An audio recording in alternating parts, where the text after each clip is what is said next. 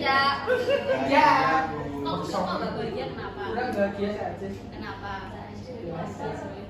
Belum dibeli mainan. Oke, sebelum kita memulai pembelajaran hari ini, alangkah baiknya kita berdoa terlebih dahulu menurut kepercayaan masing-masing. Berdoa dipimpin ketua kelas ya. Rizky, Bu. Ajar dipimpin.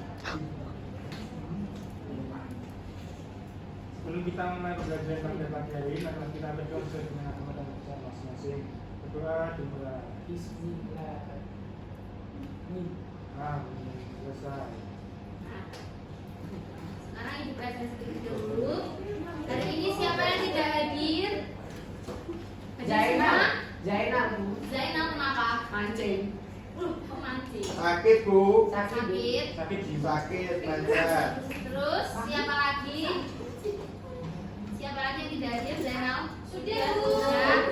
Nah, semoga Zainal segera diberi kesembuhan. Nah, anak-anak,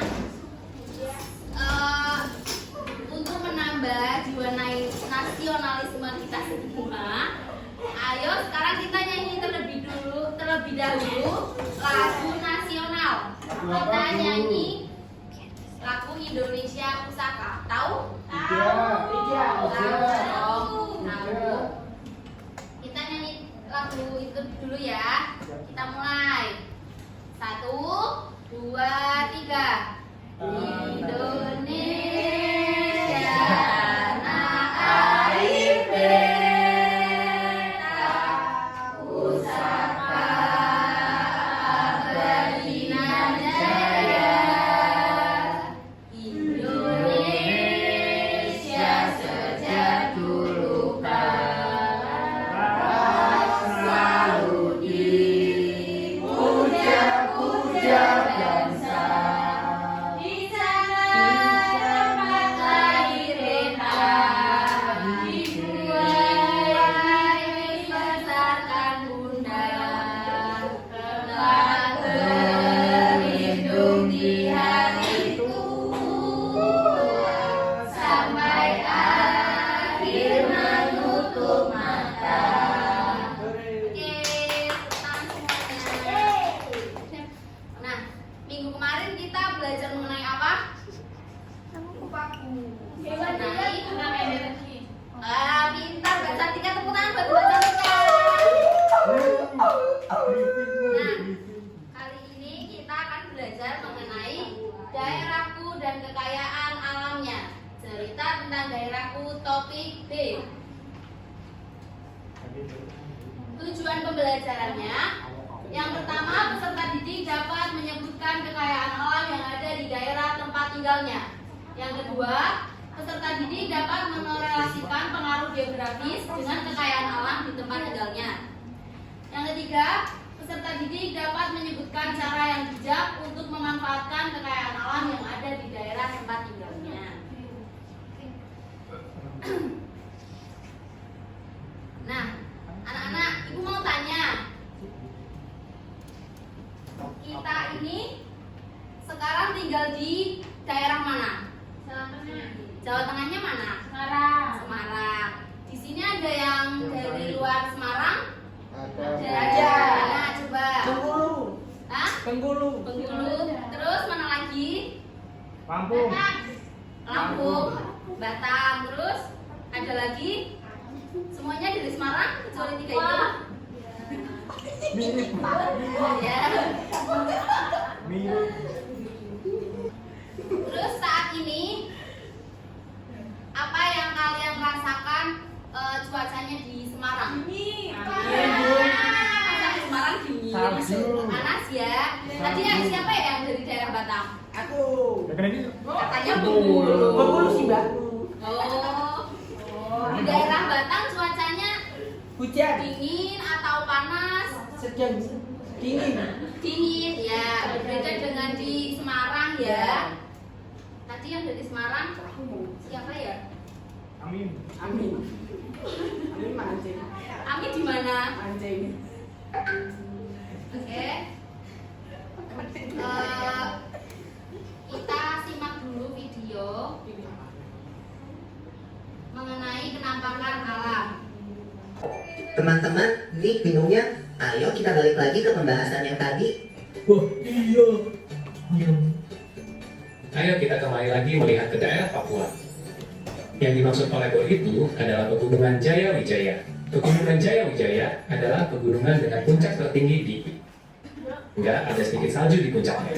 Kamu tahu tidak, Bol, bahwa pegunungan adalah barisan dari gunung-gunung. Oh, gunung dengan pegunungan itu beda toh. Iya, Bol. Gunung cuma satu gunung. Pegunungan itu gunungnya banyak. Ha. Wah, aku baru tahu. Pegunungan merupakan dataran yang memiliki ketinggian lebih dari 700 meter di atas permukaan laut atau DPL. Wah, ini adalah penampakan alam. Pegunungan kan sering dijadikan objek wisata juga. Dan di daerah pegunungan bisa ditanam beragam buah-buahan dan sayuran loh. Contohnya, Pegunungan Jaya Wijaya di Papua, Pegunungan Sewu di Yogyakarta, Pegunungan Swaner di Kalimantan Barat dan Kalimantan Tengah, dan Pegunungan Tengger di Jawa Timur. Nah, bagaimana dengan gunung? Gunung ialah bukit besar dan tinggi yang memiliki ketinggian lebih dari 600 meter di atas permukaan laut. Gunung sendiri mempunyai dua jenis, gunung api atau gunung aktif, dan gunung tidak berapi atau gunung mati. Wah, bagus sekali. Dengan gunung yang begitu banyak, ada manfaatnya nggak sih buat kita? Setahu aku, pemanfaatan gunung terbatas bagi manusia. Umumnya digunakan sebagai sarana olahraga pendakian, rekreasi, dan sebagian kecil perkebunan. Contohnya seperti Gunung Seulawah di Aceh, Gunung Krakatau di Lampung, dan Gunung Papandayan di Jawa Barat. Nah, sekarang kita akan menuju ke dataran rendah. Siap-siap turun.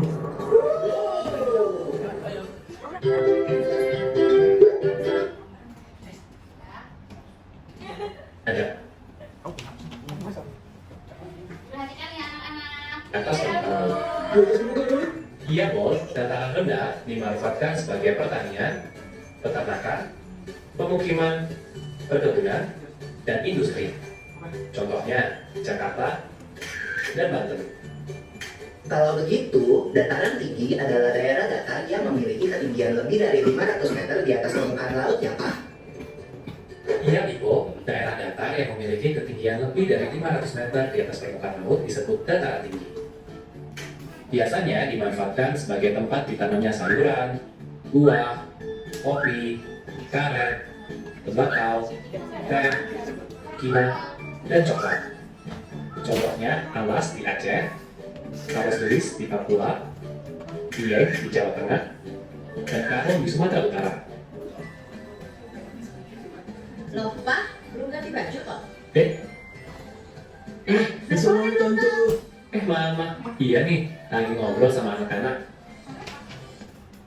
Ya.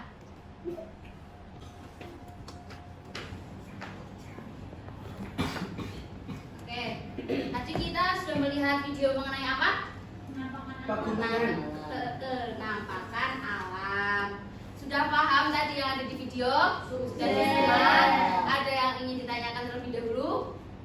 Tidak. Sekarang Ibu punya sebuah kop abu. Ya. Nah, Fokus dulu. Pop up, bukan pop ice.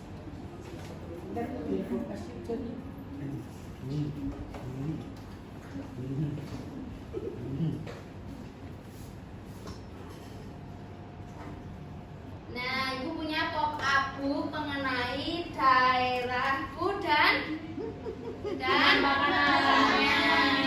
Di sini ada daerah-daerah yang tadi sudah dijelaskan.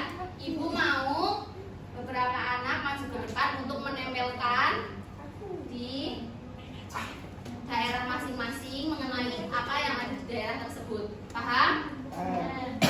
Paham, Bu. Ayo maju. Siapa yang mau? Aku. Nah, ayo. Amin. Diambil. Ayo, Di. Nanti dipasang pakai jari. Ayo, Jan. Mau di gimana? Cie. Langsung ya. Cie.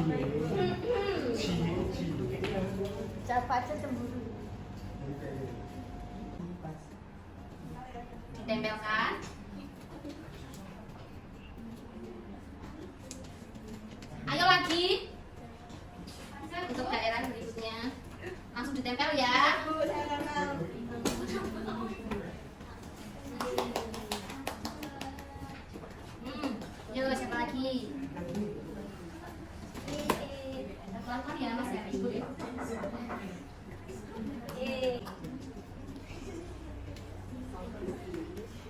Ayo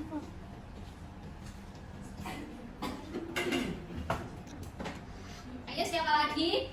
Ayo dong, maju tunjuk dong. Mbak Nurul maju. Oh ya, cowoknya Mas Rizky.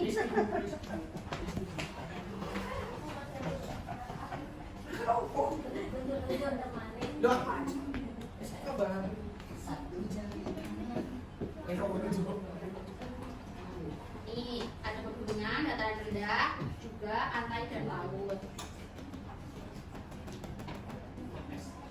Yang sudah bisa duduk kembali ya.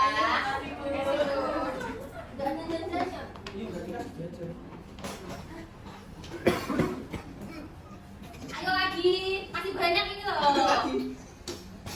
Mas Fajar, maju ketua kelas bisa nggak maju? Ayo Mbak Cantika,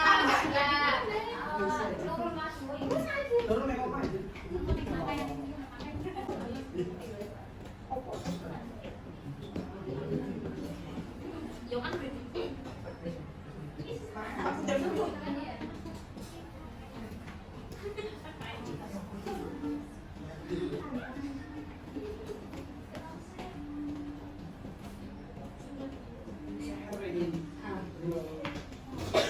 apa sih dapat apa?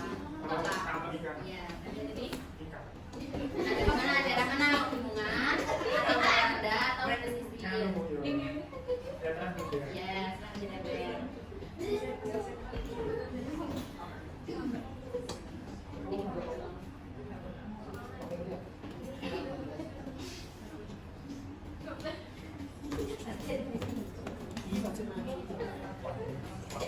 Sudah ya, tepuk tangan untuk ya. Kita maju. Nah, iya. Terus, tahukah kalian bahwa setiap daerah di Indonesia memiliki ragam bentang alam yang berbeda? Lalu, dari perbedaan itu berpengaruh terhadap potensi sumber daya yang dimiliki oleh masing-masing daerah. Nah, perbedaan karakteristik ruang di setiap wilayah dapat mempengaruhi kegiatan ekonomi, sosial, budaya, dan juga pola hidup masyarakat di sekitar. Misalnya, karakteristik ruang daerah pegunungan yang memiliki permukaan berbukit-bukit, tidak rata tetapi tanahnya subur sehingga dimanfaatkan sebagai lahan pertanian. Ya, contohnya ini ya. Contohnya ini, ada pegunungan dimanfaatkan sebagai lahan pertanian. Ini kebun teh, ada kebun teh, terus ada sawah sebagai pertanian buah dan sayur. Jadi, seperti itu ya, paham ya? Nah, contoh di Kabupaten Bima misalnya memiliki bentang alam yang terdiri dari dataran tinggi, dataran rendah, dan beberapa daerahnya berbatasan langsung dengan lautan. Curah hujan yang rendah juga di dataran Kabupaten Bima. Bawang merah dapat tumbuh dan berkembang dengan baik. Bambu juga termasuk sumber daya alam yang banyak dimanfaatkan, seperti perabotan rumah tangga, perabotan dapur, dan dinding rumah. Dan bukan hanya itu, tapi juga digunakan sebagai alat musik. Anak-anak tahu alat musik yang terbuat dari bambu? Aku, string. Nah, kemudian juga bisa dimanfaatkan sebagai membuat mainan. Mainan apa yang terbuat dari bambu? Egrang. Aku kan alat musik, Mbak. Egrang. Kotok-kotok. Yo. Layang-layang, benar. Ya, oke, itu seperti itu contohnya. Nah, berikut adalah beberapa pengaruh penampakan alam terhadap potensi kekayaan alam suatu daerah. Yang pertama pegunungan. Tadi siapa yang namanya pegunungan ya? Ya, di Batang ya. Nah, di situ daerah pegunungan dimanfaatkan sebagai lahan pertanian, perkebunan, dan juga kehutanan. Selain itu juga dimanfaatkan sebagai sektor pariwisata, rekreasi, dan olahraga. Contohnya ini di Pegunungan Dieng, Jawa Tengah, digunakan masyarakat sebagai lahan pertanian kentang. Siapa yang pernah ke Dieng? Ya. Di sana banyak ya pertanian buah ataupun sayur. Terus selain itu juga dimanfaatkan untuk Wisata. Ya, wisata, benar Mas Fajar. Wisata apa yang di Dieng? Wisata alam. Main Jen. Bukan, itu di Wonosobo. yang di Lawang. Kemudian di Puncak Bogor di Jawa Barat digunakan untuk perkebunan teh. Kemudian di Pegunungan Bromo Jawa Timur untuk rekreasi. Siapa yang pernah ke Bromo? Saya. Widya. Nah, Widya. sana ada baca? Widya. Ada ya. Sambil transportasi. Mobil jeep. Ada apa? Oh iya, mobil jeep. Nah, Ada gunungnya. Pegunungan Jaya Wijaya di Papua untuk jalur pendakian. Perhatikan anak-anak, nanti Mas Ferry saya apa? Ibu suruh maju ya. Tepuk satu. Tepuk tiga. Loh, tepuk tiga. Nah, kemudian terakhir ada Pegunungan Jaya Wijaya di Papua untuk jalur pendakian dan tambang emas. Yang kedua, pemanfaatan di dataran rendah. Dataran rendah dimanfaatkan masyarakat untuk lahan pertanian, peternakan, perikanan, perkebunan, perkantoran, industri, perdagangan dan lain-lain. Contohnya di Karawang, Jawa Barat sebagai pusat industri. Kedua, Jakarta sebagai pusat perkantoran dan perdagangan. Yang pernah ke Jakarta pasti tahu ya, di sana banyak gedung-gedung tinggi. Nah, itu. Macet, Bu. Iya. Terus yang ketiga ada Semarang, ini tempat kita sekarang sebagai tambak dan perikanan. Ada yang pernah tahu? Ada yang pernah lihat tambak perikanan di Semarang? Tambak banyak, Bu. Ya, tambak berat itu banyak. Terus yang terakhir ada Provinsi Riau, Jambi sebagai perkebunan kelapa sawit. Ada pantai dan laut. Tambak banyak. Sudah. Pantai dan laut dimanfaatkan sebagai tempat pariwisata, perikanan, perdagangan, transportasi, olahraga, industri dan lain-lain. Contohnya, pantai di Pulau Bali dimanfaatkan untuk pariwisata, perhotelan dan perdagangan. Selain itu juga dimanfaatkan sebagai olahraga seperti apa? Coba contohnya. Ya, selancar, ya, atau surfing. Sepak bola. Terus Voli pantai. ya, voli pantai ada itu di Bali. Terus apa yang menyelam itu diving gitu ya. Olahraga, woi olahraga. Kemudian ada pantai selatan Pulau Jawa, contoh di Kebumen menghasilkan sarang berwarna toilet.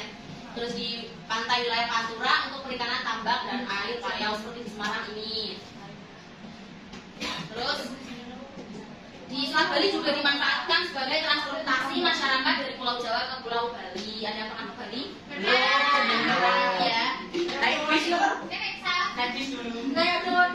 Oh ya, yang terakhir ada laut di Kepulauan Natuna untuk pertambangan minyak bumi. Kemudian ada sungai. Sungai juga dimanfaatkannya hampir sama. Salah kat. Kemudian ada sungai. Sungai digunakan masyarakat sebagai jalur transportasi, perdagangan, perikanan, olahraga, irigasi, dan PLTA. Contohnya Sungai Kapuas Kalimantan Barat sebagai jalur transportasi, Sungai Musi Sumatera Selatan untuk perdagangan, Sungai Opak di Yogyakarta sebagai wahana olahraga, dan Bengawan Solo untuk irigasi. Anak-anak yang tahu irigasi itu fungsi apa? Ya, pintar sekali. Buat apa? Mandi. Oh itu. Terus ada danau dan waduk. Ini pemanfaatannya hampir sama dengan sungai. Contohnya Danau Toba juga untuk irigasi sekaligus tempat pariwisata. Ada yang pernah ke Danau Toba? Pernah. Nah, besar ya di sana ya. Apa besar sekali danaunya. Terus ada Waduk Jatiluhur sebagai PLTA. PLTA singkatan dari apa?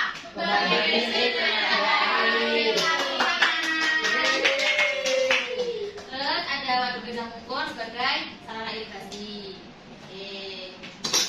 Kalau waktu ketemu apa, Bu? Gimana? Kalau waktu ketemu apa? Gimana itu? Nggak tahu. Ibu ada KPD. Kita bentuk kelompok terlebih dahulu. Dibentuk 4 kelompok ya. Ini dikerjakan secara bersama. Ini kelompok 1, kelompok 2, kelompok 3, dan kelompok 4. Dikerjakan secara bersama. Ibu kasih waktu nanti kalau sudah bawa ke depan ya. Baik.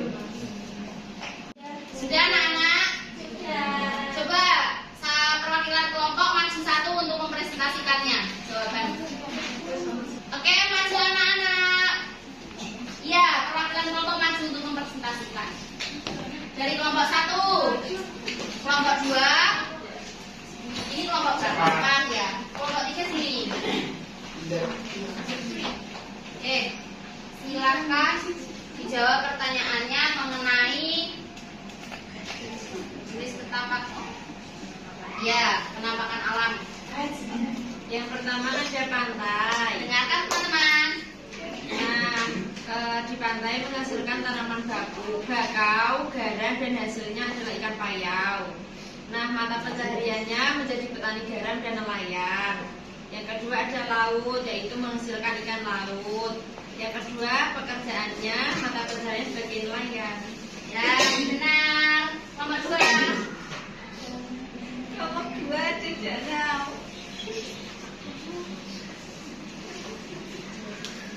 Tanamannya ada eceng gondok, ada hasilnya itu ada katawan. Lalu Bu, pekerjaannya Bu itu yang maju ke pelan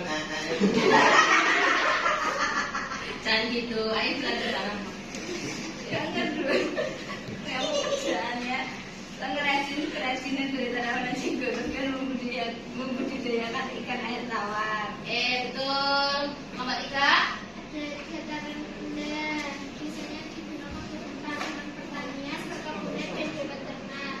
Misalnya ada petani kebun, dan peternak hewan seperti ayam dan domba. Yang kedua ada sungai, itu menghasilkan hasil ikan tawar, memelihara ikan air tawar. Ya, nomor terakhir. Yang pertama ada gunung sebagai bahan tambang dan tanaman perkebunan. Hasilnya yaitu tambang dan petani. Yang kedua ada dataran tinggi, tanaman perkebunan dan hewan ternak. Hasilnya ada petani yang uangnya ada petani kebun dan petani hewan, khususnya sapi tulang. Oke, betul semuanya. Berarti sudah paham ya. Silahkan duduk kembali. Ini kumpulkan. Terima kasih. Tepuk tangan buat teman-teman yang sudah masuk. Oke, baik. Nah, sudah. Hari ini pembelajarannya sampai sini dulu. Kita lanjut minggu depan. Ya. Ada yang ingin ditanyakan? Ada yang belum paham? Sudah Ya, paham? paham ya. Oke, sekian dari Ibu. Terima kasih. Wassalamualaikum.